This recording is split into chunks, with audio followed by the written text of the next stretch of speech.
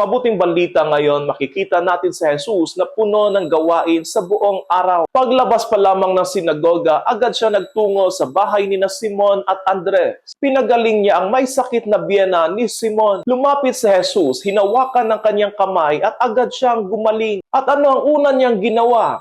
Siya ay naglingkod. Ang taong pinagagaling ng Panginoon na hindi lamang bumabangon, siya ay nag-aalay at nagbibigay ng sarili sa paglilingkod. Ang tunay na paggaling ay hindi nagtatapos sa katawan. Ito ay umaabot sa puso, sa kakayahang magmahal at maglingkod muli. Kapag hinipo tayo ni Kristo, hindi tayo basta ibinabangon. Isinusugot tayo. Ngunit hindi doon nagtapos ang araw ni Jesus. Nang gumabi, dinagsa siya ng mga may sakit at ng mga inaalihan na masasamang spiritu. Pinagaling niya ang marami kahit siguro pagod na siya. Kaya kinabukasan, maagang maaga pa, bago pa magising ang lahat, nagpunta siya sa isang ilang na lugar upang manalangin. Si Jesus na anak ng Diyos ay nangangailangan ng katahimikan at panalangin. Hindi siya nagpadala sa papuri ng mga tao o sa dami ng gawain. Alam niya na kung mawawala ang kanyang ugnayan sa Ama,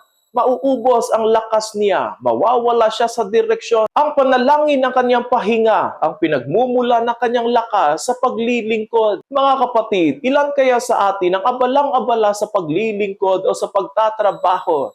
Ngunit nakakalimot manalangin. Tinuturuan tayo ni Jesus ngayon ng tamang balanse ng buhay. Panalangin at pagkilos, katahimikan at paglilingkod. Kung kulang ang ating panalangin, mapapagod tayo. Kung kulang ang ating paglilingkod, magiging makasarili lamang ang ating pananampalataya. Naway matutunan natin kay Jesus na maglaan ng oras para sa Diyos bago sumabak sa anumang gawain. At kapag hinipo na tayo ng biyaya ng Panginoon, bumangon din tayo, hindi para sa sarili lamang natin, kundi upang maglingkod at magdala ng pag-asa para sa marami.